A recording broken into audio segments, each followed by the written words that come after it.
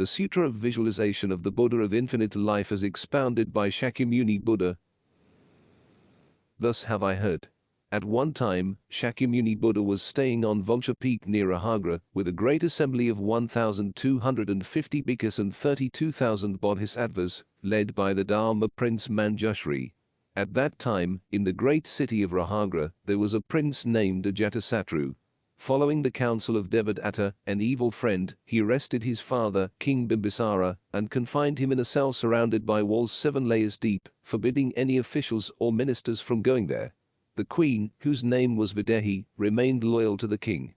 Purifying herself by bathing, she anointed her body with an ointment of cream and honey mixed with wheat flour and filled her ornaments with grape juice. She then offered them to the king in secret. At that time, the king ate the flour paste and drank the grape juice, then asked for some water. Having rinsed his mouth completely, he respectfully placed his palms together and, facing Vulture Peak, bowed to the world-honored one. He said, "Great Moggallana is my friend and compatriot, I beg you to have the compassion to come and initiate me in the 8 precepts." Thereupon, Moggallana flew to the king like a swooping bird of prey. Day after day, he came like this to initiate the king in the 8 precepts. The world-honored one also sent the venerable Purnamaitrayaputra, who delivered Dharma discourses and sutras to the king. 3 weeks passed in this fashion. Because the king was able to eat the flour paste and honey and to hear the Dharma teachings, his countenance became peaceful and calm. At that time, Ajatasattu questioned the guard at the entrance. "Is my father, the king, still alive?" The guard replied, "Your Majesty, the queen daily anoints her body with flour paste and fills her ornaments with grape juice." And the monks Moggallana and Purnamaitrayaputra swooped down from the sky and delivered Dharma discourses to the king. It is impossible to stop them. Hearing this, Ajatasattu became enraged with his mother and said, "My own mother is a criminal, and with criminals does she associate. Those evil monks, with their tricks, illusions and magical incantations, have caused this evil king to have escaped death for many days." With this, he seized a sharp sword intending to kill his mother. At that time, there was a wise and intelligent minister whose name was Moonlight. Along with the physician Jivaka, he bowed to the king and said, "Your Majesty, we have heard it said in the Vedic discourses that from the beginning of this eon to the present, there have been some 18,000 evil kings who have killed their own fathers because they desired the throne, yet never have we heard of anyone who committed the outrageous crime of killing his mother. Your Majesty, if you commit such a vicious murder, you will bring disgrace upon the noble caste. As your ministers, we cannot even bear to hear of it, for this indeed is the act of an outcast. We cannot stay here any longer." Having spoken these words, the 2 ministers began to withdraw, each with his hand grasping on his sword.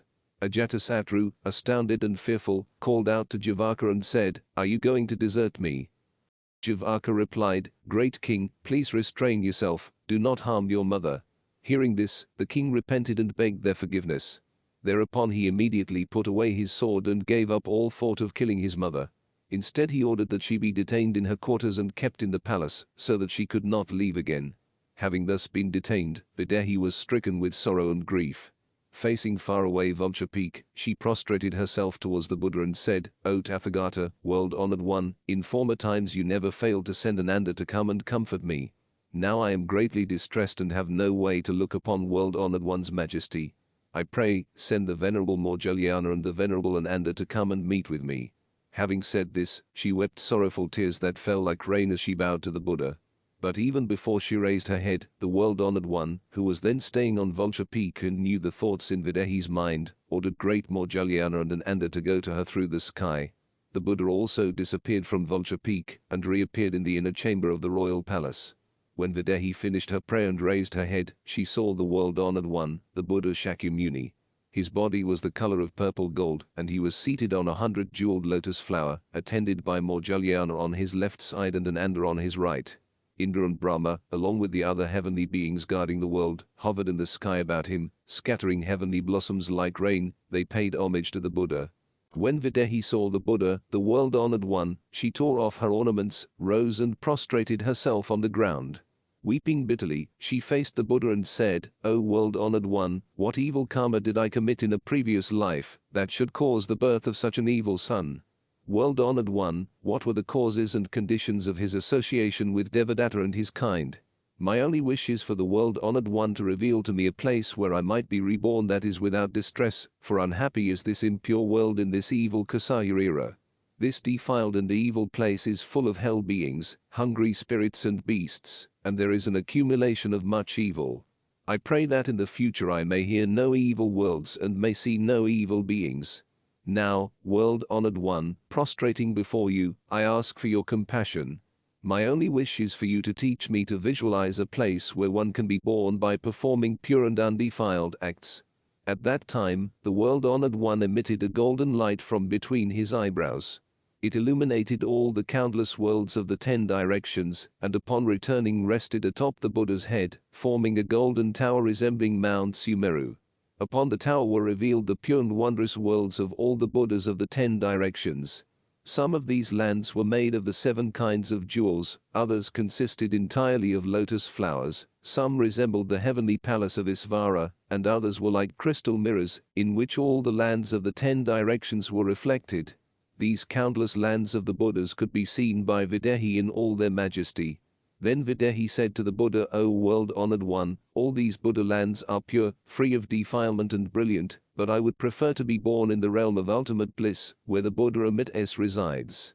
My only wish is that you instruct me in how to concentrate my thoughts and attain samadhi.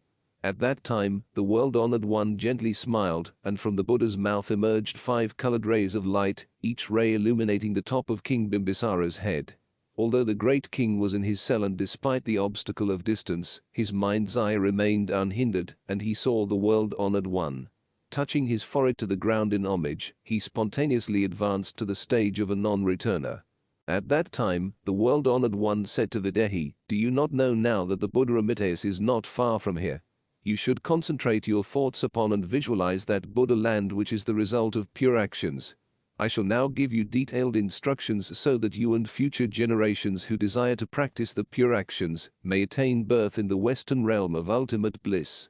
Those who desire to be born in that land must perform the 3 meritorious acts.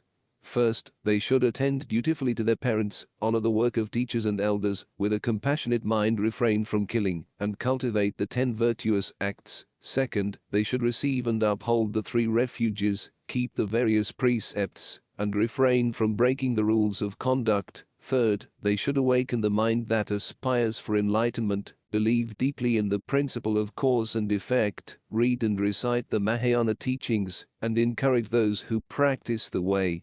These 3 acts are called the undefiled acts. The Buddha further said to Videhi, You should know that these 3 kinds of virtuous deeds are none other than the true cause for the enlightenment of all the Buddhas of the past, present and future. The Buddha said to Ananda and Videhi, Listen closely and think well upon this.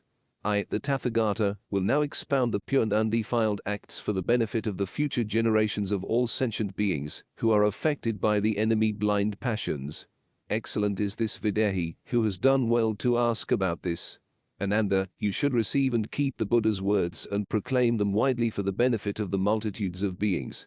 I, the Tathagata, will now instruct you, Videhi and all the sentient beings of future generations, in the visualization of the Western realm of ultimate bliss. By the power of the Buddha, they will see that pure land as though seeing their own images in a bright mirror. When they see that land of ultimate and wondrous joy, they will rejoice and immediately acquire the insight into the non-origination of all existence. The Buddha said to Videhi, You are but an ordinary person whose mental capacities are weak and feeble. As you have yet to attain the divine eye, you are unable to see very far. But the Buddhas, the Tathagatas, have special means to allow you to see that far. Then Videhi said to the Buddha, World-honored one, because of the Buddha's transcendent power, I may be able to see that land. But how will sentient beings who come after the Buddha's death be able to see Buddha Amitabha's realm of ultimate bliss when they are constrained by defilements, unwholesomeness and the 5 afflictions? First visualization. The setting sun. The Buddha said to Videhi, You and all sentient beings should single-mindedly concentrate your thoughts with one-pointed attention on the western quarter. How is this to be done? All the multitudes of sentient beings who are not born blind and have the sense of sight have seen the setting sun. Focusing your attention and sitting in the proper posture, you should face the west. Contemplatively examine the sun with your mind firmly fixed upon it. Firmly concentrate upon the setting sun and do not let your sight wander from it.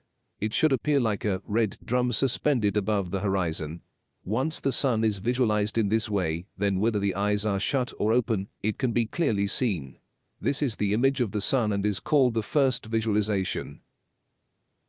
Second visualization. Water. The Buddha said to Ananda and Videhi, when the first visualization has been completed, next form the perception of water. Envision the western quarter as being completely filled with water and picture the water as clean and pure. Seeing water that is clear leads to clear sight, and then there is no scattering of the mind. Once this water has been visualized, envision it as turning into ice. Having visualized the ice as brilliant and transparent to its depth, see it as turning into lapis lazuli. When this vision is completed, next imagine that this ground of lapis lazuli shines brilliantly, both inside and out, and that the lapis lazuli ground is supported from below by majestic golden banded pillars made of adamant and the 7 precious jewels. Each golden banded pillar has 8 corners and 8 sides, each side is made of 100 jewels, each jewel shines with 1,000 rays of light, and each ray of light has 84,000 colors. As they are reflected on the lapis lazuli ground, they look like thousands of millions of suns, so dazzling that it is impossible to see them all in detail. On the surface of this lapis lazuli ground, golden paths intricately mesh and crisscross like a net of cords, and the 7 kinds of precious jewels form borders that demarcate the intersected parts of the ground. Each jewel emits a flood of light in 500 colors. The light appears in the shape of a flower, or a star or the moon, suspended in the sky. These rays form a tower of light on which there are 10 million pavilions made of 100 jewels. Both sides of the tower are adorned with 1 billion flower banners and countless musical instruments. Pure breezes of the 8 pleasing qualities are produced by these rays of light, causing the musical instruments to play in voices which proclaim the truths of suffering, emptiness, impermanence and non-self. This is the visualization of water and is called the second visualization. To do this visualization is called the right visualization, to do another is called an incorrect visualization. Third visualization. The ground. The Buddha said to Ananda and Videhi, when the visualization of the water has been achieved, each image should be clearly seen whether the eyes are shut or open, and should be constantly kept in your mind except when sleeping. Accordingly, these images are called the general perception of the ground of the realm of ultimate bliss. If you succeed in realizing the state of samadhi, seeing the ground of that land so clearly and distinctly that it cannot be adequately described, then it is the perception of the ground which is called the third visualization. The Buddha said to Ananda, "You are the keeper of the Buddha's discourses for future generations, and for the benefit of the multitudes of beings who wish to be liberated from suffering. For them I proclaim the Dharma of visualizing the ground. If they can visualize the ground, the evil karma binding them to birth and death for 800 million eons is eliminated, and when they take leave of this life, they will assuredly be born into the Pure Land with a heart that is free of doubt. To do this visualization is called the right visualization, to do another is called a wrong visualization." Fourth visualization. The jeweled trees. The Buddha said to Ananda and Videhi, when the visualization of the ground has been completed, the next visualization is of the jeweled trees. In visualizing the jeweled trees, one should see them one by one, and form an image of 7 pathways that are lined with these trees. Each tree is 8,000 yojanas high, and is adorned with blossoms and leaves made of the 7 kinds of jewels. Each blossom and leaf is the color of a different jewel. From the lapis lazuli colored blossoms is emitted a golden light, from the rock crystal colored is emitted a crimson light, from the emerald colored is emitted a sapphire light, and from the sapphire colored is emitted a pearl green ray of light. In addition, coral, amber and all the other myriad jewels serve as dazzling ornaments. Exquisite nets of pearls completely cover the trees, and each tree is veiled by 7 layers of nets. Between each of the nets there are 5 billion exquisite flower palaces that resemble the palace of Lord Brahma, and within each of them reside celestial children. Each of these children wears ornaments made of 5 billion noble wish-fulfilling jewels. The light from these mani jewels shines brightly for a radius of 100 yojanas in all directions, not unlike a constellation of 1 billion suns and moons, but no words can fully describe the brilliance of this light. The intermingling of the light from these various jewels produces a color unexcelled among all colors. The rows of these jeweled tree paths are evenly arranged, and their foliage is equally spaced. From among the leaves appear exquisite blossoms, and upon these flowers, fruits made of the 7 kinds of jewels spontaneously appear. Each blossom is 25 yojanas in diameter, and their petals shine with 1,000 colors, and have 100 different patterns, so that altogether, the leaves are like heavenly ornaments. This array of exquisite blossoms is the color of the golden sands of the Jambu River, and resembles revolving wheels of fire, gently turning among the leaves, and from these flowers, fruits well up, as if from Sakra's vase. These fruits issue forth great floods of light that form banners, flags and countless canopies adorned with jewels. Within these jeweled canopies, all the deeds of the Buddhas of the 3,000 great thousand worlds are illuminated, and the Buddha lands of the 10 directions also appear within. When you have seen the trees in this way, visualize each detail in order. Perceive the trunks, the branches, the leaves, the blossoms and the fruits, and let your vision of all of them be clear and distinct. This is the visualization of the trees and is called the 4th visualization. To do this visualization is called the right visualization, to do another is called an incorrect visualization. 5th visualization, the bodies of water. The Buddha said to Ananda and Videhi, when the visualization of the trees has been completed, next perceive the bodies of water. The land of utmost bliss has 8 bodies of water. The waters of each one of these lakes are made of the 7 treasures, and are begotten from a wish-fulfilling pearl. The water of each lake flows into 14 streams, each of which is made of the 7 treasures, and is wondrous in color. The banks of each channel are golden in color, and the bed is strewn with the sand of variegated diamonds. In the midst of each lake there are 600 million 7-treasured lotus flowers. Each lotus flower is perfectly round and is 12 yojanas in diameter. The pearly water flows among the flowers and courses back and forth amidst the trees. The delicate and exquisite sounds of the flowing waters proclaim the teachings of suffering, emptiness, impermanence, non-self and the paramitas. They also praise the physical characteristics and marks of the Buddhas. From the wish-fulfilling pearl, delicate and exquisite golden rays of light issue forth and become singing birds as colorful as 100 jewels, and their harmonious and sweet songs continually praise the mindfulness of the Buddha, the mindfulness of the Dharma and the mindfulness of the Sangha. This is the visualization of the 8 lakes of excellent qualities, and it is called the 5th visualization. To do this visualization is called the right visualization, to do another is called an incorrect visualization. 6th visualization, the trees, ground and lakes. The Buddha said to Ananda and Videhi, in every region of that land of myriad treasures, there are 5 billion treasure palaces adorned with jewels, and in those palaces, there are countless heavenly beings playing heavenly music. Like heavenly jeweled banners, musical instruments are suspended in the sky, producing myriad sounds that proclaim the mindfulness of the Buddha, the mindfulness of the Dharma, and the mindfulness of the Sangha. When this visualization has been completed, it is called the general perception of the jeweled trees, the jeweled ground and the jeweled lakes in the realm of ultimate bliss. This is the unified visualization of these images which is called the 6th visualization. For those who see this, the heavy and evil karma binding them to birth and death for measureless tens of millions of eons is eliminated, and when they take leave of this life, they will assuredly be born in that land. To do this visualization is called the right visualization, to do another is called an incorrect visualization. The Buddha said to Ananda and Videhi, listen closely, consider my words carefully.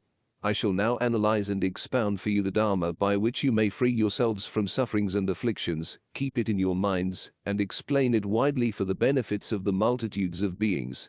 After Shakyamuni Buddha had spoken these words, the Buddha of immeasurable lifespan appeared in the sky with the 2 great beings, Avalokitesvara and Mahasthamaprapta, standing in attendance to the left and right. They shone with such a radiant and brilliant light that it was impossible to see them in detail. The golden hue of the sands of 100,000 Jambu rivers could not compare to it.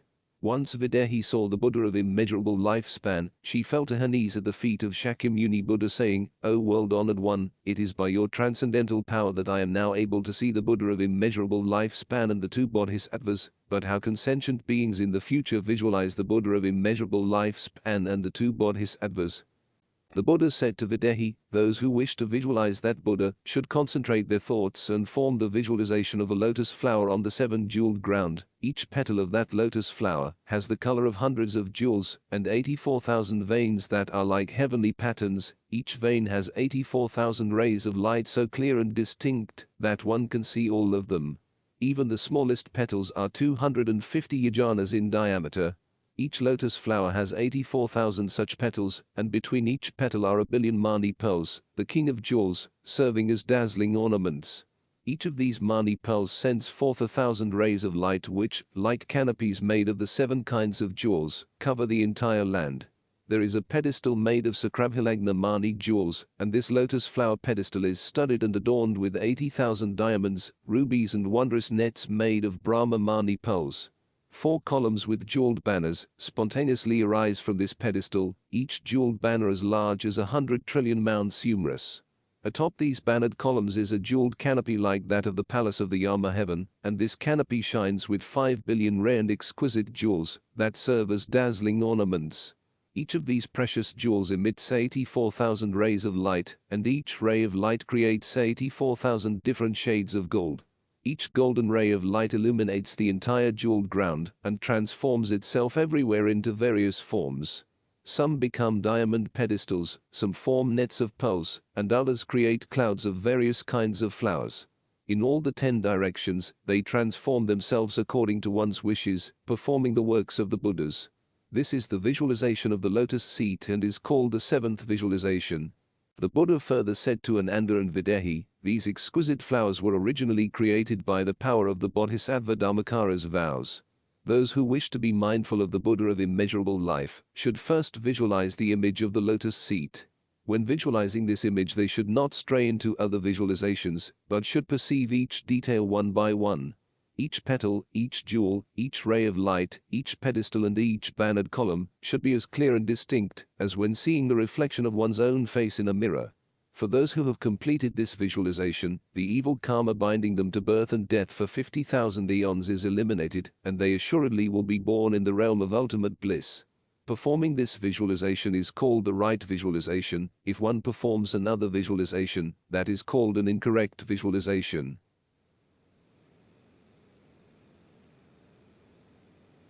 8th visualization. The 3 sages. The Buddha said to Ananda and Videhi, when you have seen these things, next you should visualize the Buddha of immeasurable lifespan. And why is that? Because each Buddha Tathagata, as the body of the Dharmadhatu, pervades the mind of all sentient beings. This is why when your mind perceives the Buddha, it is your mind that possesses the 32 prominent features and the 80 secondary attributes. This mind that creates the Buddha is the mind that is the Buddha, and the wisdom of the Buddha's true, universal and ocean-like, arises from this mind. This is why you should single-mindedly fix your thoughts and contemplatively examine that Buddha, that Tathagata, that Arhat, that supremely awakened one. To perceive the Buddha of immeasurable life, you must first imagine Amitabha's form, and whether your eyes are open or closed, you should see this precious form the color of the golden sands of the Jambu River, seated upon that flower throne. Once that Buddha's figure is seen sitting there, your mind's eye will be opened, and you will clearly see the land of ultimate bliss, adorned with the 7 kinds of jewels. You will see the jeweled ground, the jeweled lakes and the paths lined with jeweled trees. You will see the heavenly jeweled canopies completely covering the trees and the jeweled nets completely filling the sky. You will see these things as clearly and distinctly as you might see the palm of your hand. Once this has been seen, you should again from the visualization of a large lotus flower and place it on the Buddha's left. This lotus flower should be exactly like the one described before. Then form the visualization of another large lotus flower and place it on the Buddha's right. Next visualize an image of Bodhisattva Avalokitesvara seated on the left flower throne, sending forth golden rays of light exactly as described before. Then visualize an image of Bodhisattva Mahasthamaprapta seated on the right flower throne.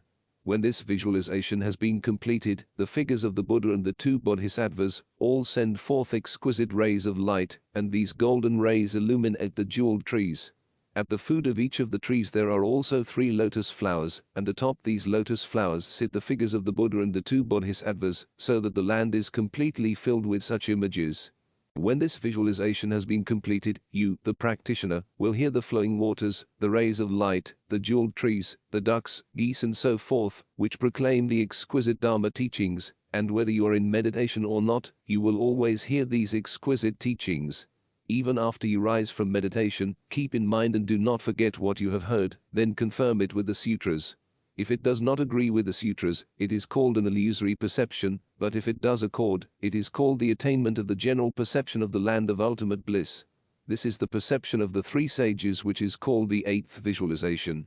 Those who perform this visualization eliminate the evil karma of an immeasurable number of eons of births and deaths, and in this very life attain the Buddha remembrance samadhi. Performing this visualization is called the right visualization. If one performs another visualization, that is called an incorrect visualization. The ninth visualization. The body of the Buddha of immeasurable lifespan.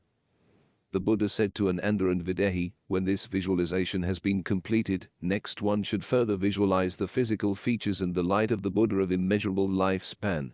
Ananda, it should be known that the body of the Buddha of immeasurable lifespan is as bright as the sands of 1,000,000,000,000 Jambu rivers in the Yama heavens. That Buddha's body is as tall as the number of yojanas equaling that of the sands of 6 sextillions of Ganges rivers. Between that Buddha's eyebrows there is a tuft of white hair that curls gently to the right and is the size of 5 Mounts Humerus. The Buddha's eyes are pure like the waters of the 4 great oceans. The blue iris and the whites are clear and distinct. The pores of the Buddha's body emit rays of light that are the size of Mount Sumeru. The circle of light around that Buddha's head illuminates an area as large as 1,003,000 great thousand worlds. Within that all-encompassing light there are miraculously created Buddhas whose number is as countless as the sands of 10 sextillions of Ganges rivers. Each of these miraculously created Buddhas is attended by a great assembly of countless miraculously created bodhisattvas.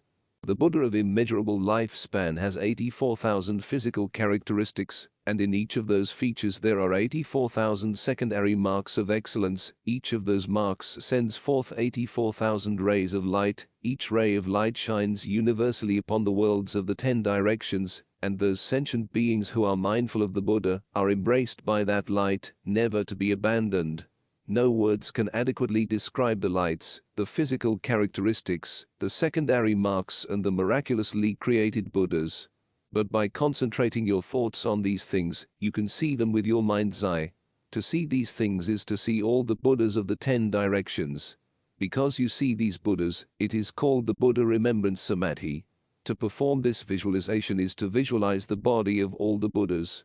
Because you perceive the bodies of the Buddhas, you also realize the mind of the Buddhas. The mind of the Buddhas is the mind of great compassion, and with this unconditioned compassion, all sentient beings are embraced. One who performs this visualization, upon taking leave of this life, will be born in the presence of the Buddhas, and will acquire the insight into the non-origination of all existence. For this reason, those who realize the effectiveness of forming this perception should concentrate their thoughts and clearly perceive the Buddha of immeasurable lifespan. In order to perceive the Buddha of immeasurable lifespan, begin with one of the physical features. Visualize only the tuft of white hair between the eyebrows until it becomes very clear and distinct. Once you have visualized it, the 84,000 physical characteristics and marks will appear of their own accord.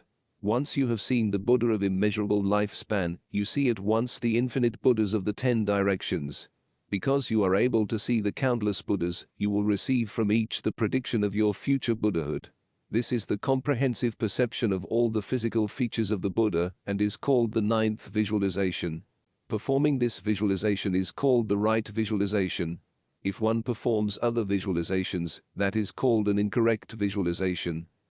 The 10th visualization. Bodhisattva Avalokitesvara. The Buddha said to Ananda and Videhi, when you have clearly and distinctly seen the Buddha of immeasurable lifespan, next visualize Bodhisattva Avalokitesvara. This Bodhisattva's body is 80 sextillions of yojanas tall and is purple gold in color. On the top of the head is a mound of flesh surrounded by a halo of light which shines from behind the neck. Both the halo and the Bodhisattva's face are 100,000 yojanas in diameter. Within this halo of light there are 500 miraculously created Buddhas that resemble Shakyamuni Buddha, and each miraculously created Buddha is attended by 500 miraculously created bodhisattvas and countless numbers of heavenly beings. Within the light emanating from this bodhisattva's body, sentient beings of the 5 realms of birth and death appear in all their various forms.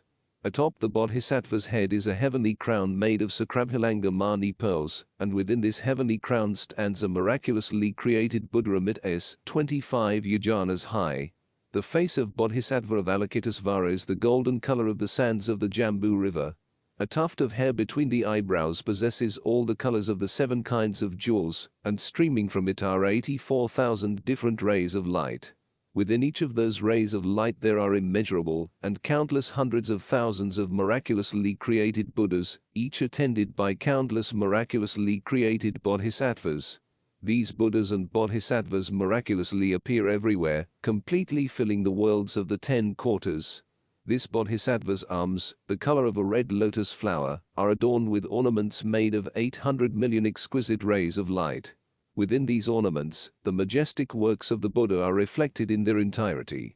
The palms of the hands are the color of 5 billion lotus flowers of various colors, and the tip of each of the 10 fingers shows 84,000 patterns like those on an engraved seal. Each pattern has 84,000 colors, each color emits 84,000 rays of light, and each soft delicate ray of light illuminates all beings. With these jewel-like hands, this bodhisattva embraces and guides sentient beings. When this bodhisattva raises a foot, the 1,000-spoked wheel that marks the sole of that foot changes of its own accord into a pedestal, which emits 5 billion rays of light. When the foot is lowered, flowers made of diamonds and mani jewels are strewn about everywhere, filling and covering everything. All other physical characteristics and marks are exactly like those of the Buddha. The mound of flesh upon the head and the invisibility of the uppermost part of this mound, however, are inferior to those of the world-honored one. This is the visualization of Bodhisattva Avalokitesvara's true physical features and is called the 10th visualization. The Buddha said to Ananda, those who wish to visualize Bodhisattva Avalokitesvara must do so with this method of visualization. Those who perform this visualization will not encounter any misfortune, their karmic obstructions will be purified, and the evil karma binding them to birth and death for countless eons is eliminated. Even to hear the name of this Bodhisattva is to gain immeasurable merits, how much more so if this Bodhisattva is clearly visualized. Those who wish to visualize Bodhisattva Avalokitesvara should first visualize the mound of flesh on the head, next visualize the heavenly crown, then visualize the remaining physical characteristics in order. All of them should be seen as clearly and distinctly as you might see the palm of your hand.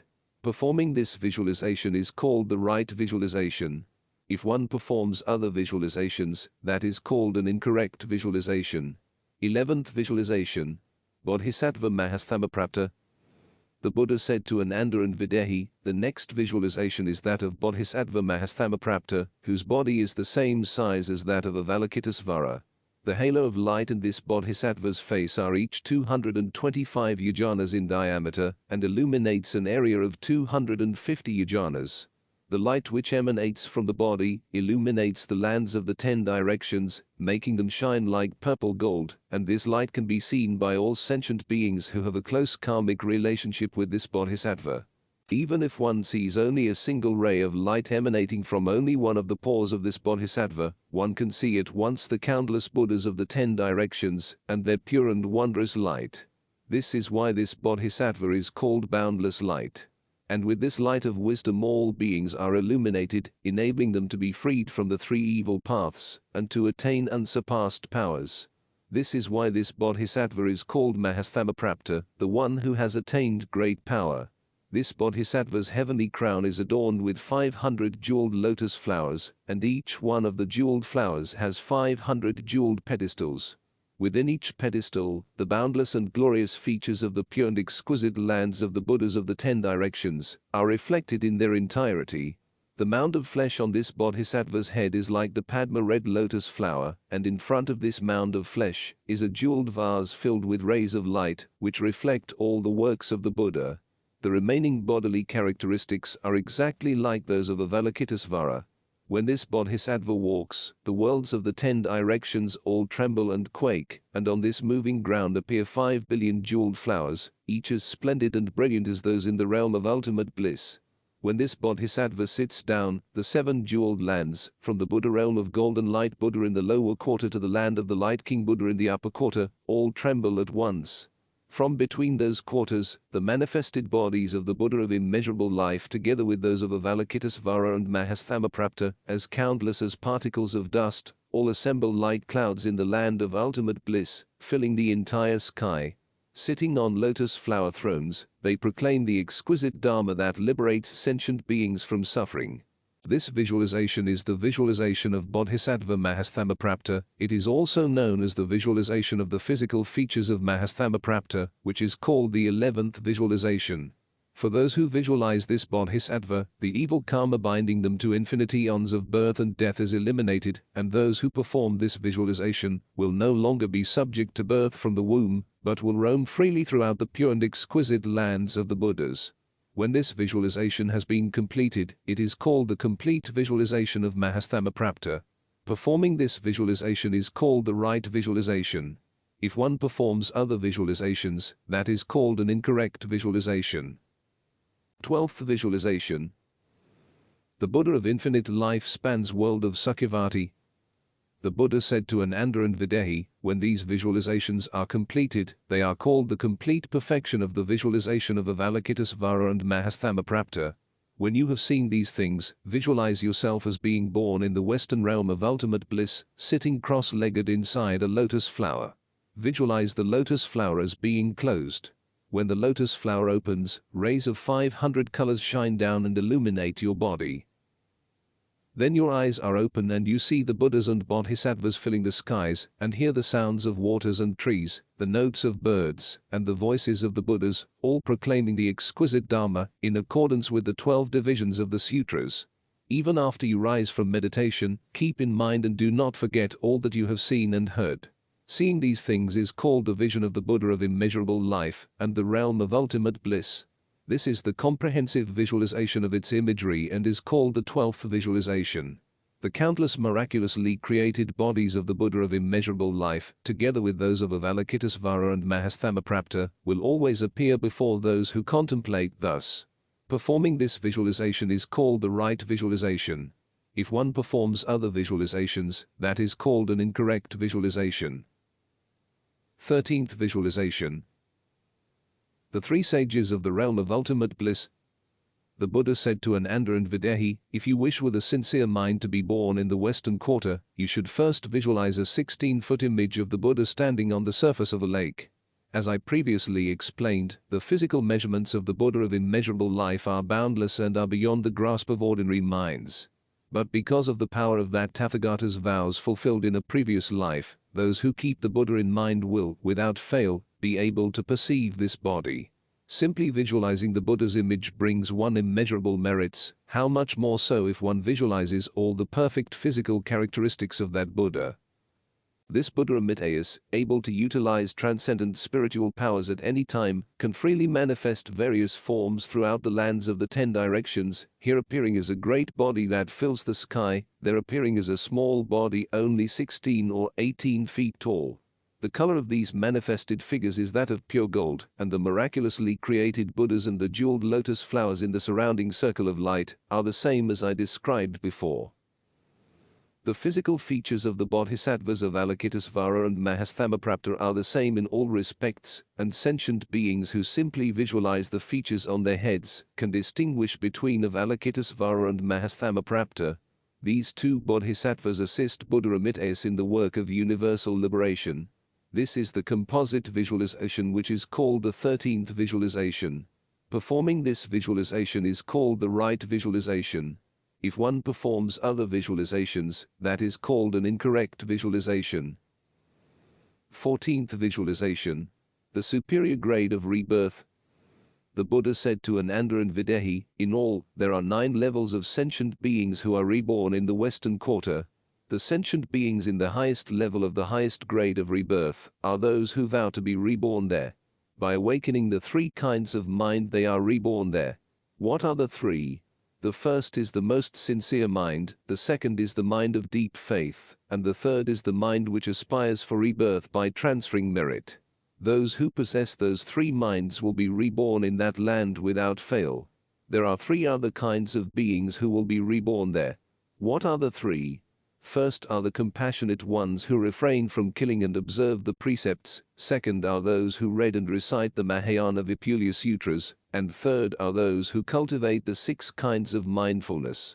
Transferring the merit for rebirth, they vow to be reborn in that land. By accomplishing these virtuous acts for a period of from 1 to 7 days, they immediately attain rebirth. When an aspirant is about to be reborn in that land, a result of unconquerable resolve, the Tathagata Amitabha appears along with Avalokitesvara, Mahasthamaprapta, countless transformation Buddhas, a great assembly of 100,000 bhikkhus and sravakas, and countless heavenly beings in their 7 jeweled palaces. Holding a diamond pedestal, Bodhisattva Avalokitesvara approaches the aspirant along with Bodhisattva Mahasthamaprapta. The Buddha Amitabha sends forth a great light that illuminates the aspirant's body and along with the bodhisattvas, offers welcoming hands. Avalokitesvara and Mahasthamaprapta, along with countless other bodhisattvas, then encourage the aspirant's mind by offering praise.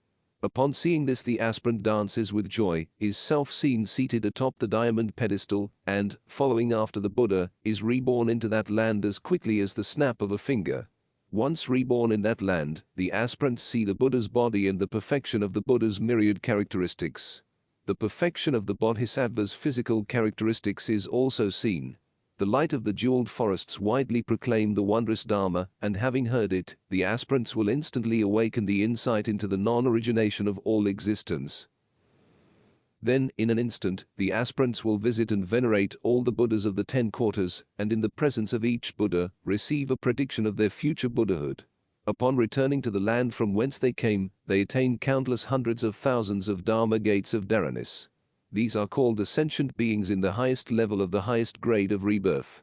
The sentient beings reborn in the middle level of the highest grade of rebirth do not necessarily uphold and recite the Vipulya Sutras, but fully understand their meaning. Upon hearing the highest truth, their minds are not perplexed or shaken, and deeply believing in the principle of cause and effect, they do not slander the Mahayana. Transferring the merit of their virtuous acts, they vow to be reborn in the realm of ultimate bliss. Those who perform these practices will, when their life is about to end, be met by Buddha Amitabha together with Avalokitesvara and Mahasthamaprapta, surrounded by a measureless, great host of attendant followers. They hold a pedestal of purple gold. The Buddha praises each aspirant, saying, "Dharma disciple, you have practiced the Mahayana and have realized the highest truth. For this reason we have now come to welcome you." With this, Buddha Amitabha and the thousands of miraculously created Buddhas offer their hands all at once. The practitioners see themselves seated on a pedestal of purple gold and with palms pressed together, praise the Buddhas. In the space of a single thought, they are reborn in that land in a 7-treasure lake. The pedestal of purple gold is like a great jeweled flower, and after 1 night passes, the flower opens. Each practitioner's body becomes the color of purple gold, and under their feet there are lotus flowers made of the 7 treasures. The Buddha and the Bodhisattvas all send forth rays of light to illuminate each practitioner's body, causing their eyes to open, clear and wide. Because of the store of merit from their previous lives, they hear a variety of voices exclusively proclaiming the most profound, supreme truth. Descending from the golden pedestal, and with palms pressed together, they bow to and praise the Buddha, the world-honored one. After 7 days pass, each aspirant attains the stage of non-retrogression on the path toward the highest perfect enlightenment. Each aspirant acquires the ability to fly off at will to revere the Buddhas of the 10 directions, and to cultivate various samadhis from them. After 1 small eon passes, each aspirant attains the insight into the non-origination of all existence, and in the presence of each Buddha, receive a prediction of their future attainment. These are called the sentient beings in the middle level of the highest grade of rebirth. Those sentient beings reborn in the lowest level of the highest grade of rebirth also believe in the principle of cause and effect, do not slander the Mahayana, and awaken the mind which aspires to the highest perfect enlightenment. Transferring the merit of their virtuous acts, they vow to be reborn in the realm of ultimate bliss. When the lives of such aspirants are about to end, these beings are met by Buddha Amitabha, together with Avalokitesvara and Mahasthamaprapta, and their great host of attendant followers carrying golden lotus flowers, which manifest 500 transformed Buddhas to welcome them. These 500 transformed Buddhas extend their hands to each person, saying, Dharma disciple, your mind is pure, and you have awakened the mind which aspires to the highest perfect enlightenment, and so we have come to welcome you. Having seen these things, each aspirant is self-seen seated on a golden lotus flower which then closes, and, following the world-honored one, each aspirant is immediately reborn on a seven-jeweled lake. After 1 day and 1 night, the lotus flower opens, then within 7 days, the aspirant beholds the Buddha. Although the body of the Buddha is seen, not all the physical characteristics and marks are clear in the aspirant's mind. But after 3 weeks, they are seen clearly and distinctly, and a variety of voices all widely proclaiming the wondrous Dharma are heard. The aspirant then travels to each of the 10 quarters to make offerings to all the Buddhas, and to hear their most profound Dharma teachings. After 3 small eons pass, the aspirant attains the 100 wisdom gates of the Dharma and abides in the stage of joy. These are called the sentient beings in the lowest level of the highest grade of rebirth. Performing this visualization is called the right visualization. If one performs other visualizations, that is called an incorrect visualization. 15th visualization. The middle grade of rebirth. The Buddha said to Ananda and Videhi, the sentient beings reborn in the highest level of the middle grade of rebirth are those who have upheld the 5 precepts, observed the 8 abstinences, have cultivated the practice of the precepts, have not committed the 5 grave offenses, and are free from various other faults. Transferring the merits of these roots of virtue for rebirth, they aspire to be reborn in the realm of ultimate bliss in the Western Quarter. When their lives are about to end, these beings will be met by Buddha Amitabha, who, surrounded by a host of bhikkhus and attendant followers, sends forth golden rays of light. Coming to each person, they proclaim the teachings of suffering, emptiness, impermanence and non-self, praising the renunciation of the world which enables one to be freed from suffering. After seeing this, each aspirant's heart is filled with great joy, and each is then self-seen sitting on a lotus flower pedestal. Dropping to their knees, the aspirants press their palms together, bowing to the Buddha in homage, and even before their heads are raised, rebirth in the realm of ultimate bliss is attained. Immediately, the lotus flower opens, and when the flower unfolds, each aspirant hears a variety of sounds and voices praising the 4 truths. Instantly the aspirant attains the stage of an arahat, acquires the 3 kinds of transcendent knowledge and the 6 supernatural powers, and realizes the 8 samadhis of liberation. These are called the sentient beings in the highest level of the middle grade of rebirth. The sentient beings reborn in the middle level of the middle grade of rebirth are those who, for at least 1 day and 1 night, observe the 8 abstinence, or for 1 day and 1 night observe the Shramanera novice precepts, or for 1 day and 1 night observe the complete set of precepts for monks, their majestic deportment lacking nothing. Transferring the merit of these virtuous acts for rebirth, they aspire to be reborn in the realm of ultimate bliss. Permeated with the fragrance of these precepts, such an aspirant, when life is about to end, sees the Buddha Amitabha and the host of attendant followers approaching. Sending forth golden rays of light, the Buddha comes before this practitioner carrying a 7-jeweled lotus flower. The aspirant then hears a voice from the sky saying, "Child of a good family, as you are a virtuous person who has followed the teachings of the Buddhas of past, present and future, I have come to welcome you." The aspirant is then self-seen sitting on a lotus flower which then closes, and rebirth in a jeweled lake of the realm of ultimate bliss of the Western Quarter ensues. After 7 days pass, the lotus flower unfolds. When the flower is fully open, the aspirant, whose eyes are now opened, places palms together and praises the world-honored one. Hearing the Dharma, the aspirant is filled with joy and attains the stage of a stream winner. Then, after half an eon, the stage of a rat is attained. These are called the sentient beings of the middle level of the middle grade of rebirth. The sentient beings reborn in the lowest level of the middle grade of rebirth are those good sons or good daughters who attend dutifully to their parents and do benevolent deeds for others. When the lives of these people are about to end, they encounter a virtuous and learned teacher who fully explains the bliss of the land of the Buddha Amitabha and also expounds the 48 great vows of the Bhikkhu Dharmakara. Having heard these things, they soon come to the end of their lives, and in the time it takes for a vigorous person to bend and extend an arm, the aspirants are reborn into the realm of ultimate bliss of the Western Quarter. 7 days after that rebirth, the practitioners meet Avalokitesvara and Mahasthamaprapta. Hearing the Dharma, they are filled with joy and attain the stage of stream winner. Then, after 1 small eon passes, they attain the stage of a rat. These are called the sentient beings of the lowest level of the middle grade of rebirth. Performing this visualization is called the right visualization. If one performs other visualizations, that is called an incorrect visualization. 16th visualization. The lowest grade of rebirth. The Buddha said to Ananda and Videhi, the sentient beings in the highest level of the lowest grade of rebirth are those who have committed myriad evil acts. Although they do not slander the Visualization Sutras, these deluded beings repeatedly perform evil deeds, yet feel no remorse.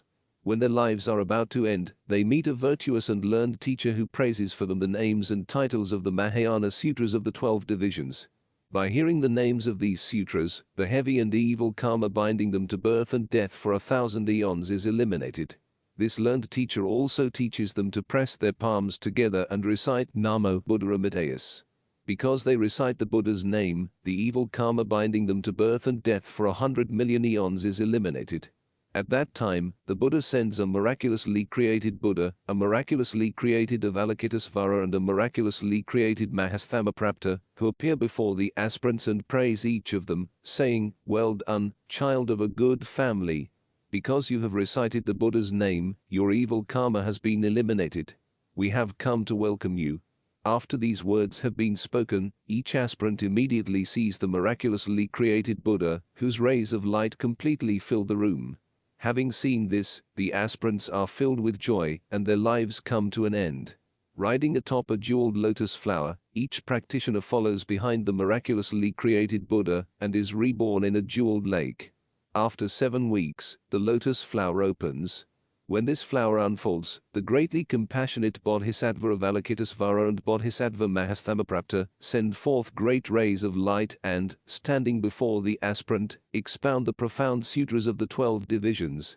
Upon hearing this, the aspirant accepts it in faith and awakens the mind that aspires for the highest perfect enlightenment. After 10 small eons pass, the aspirant attains the 100 wisdom gates of the Dharma and enter the first stage of a bodhisattva. These are called the sentient beings in the highest level of the lowest grade of rebirth, and being able to hear the name of the Buddha, the name of the Dharma, and the name of the Sangha, that is, the 3 treasures, these sentient beings immediately attain rebirth. The Buddha said to Ananda and Videhi, the sentient beings in the middle level of the lowest grade of rebirth are those who violate the 5 precepts, the 8 abstinences, and the complete set of precepts for monks. Such deluded people steal the property of the Sangha, take the personal belongings of the monks, preach the Dharma with impure intent, and feel no remorse. These deluded people defile themselves with these evil deeds, and because of this will fall into hell. When the lives of such people about to end and the fires of hell simultaneously close upon them, they meet a virtuous and learned teacher who, with great compassion, praises and explains the majestic virtue and 10 powers of the Buddha Amitabha, praises fully the transcendental powers of that Buddha's light, and further praises the virtues of that Buddha who accomplished the precepts, the meditation, the wisdom, the liberation and the awareness of that liberation. When these people have heard these things, the evil karma binding them to birth and death for 800 million eons is eliminated. Hell's fierce flames are then transformed into pure cool breezes that gently blow upon heavenly flowers. On top of each flower is a miraculously created Buddha and miraculously created bodhisattvas who come to welcome these people. And in a single moment of thought, they are each reborn inside a lotus flower in a 7-jeweled lake. After 6 eons pass, the lotus flowers unfold.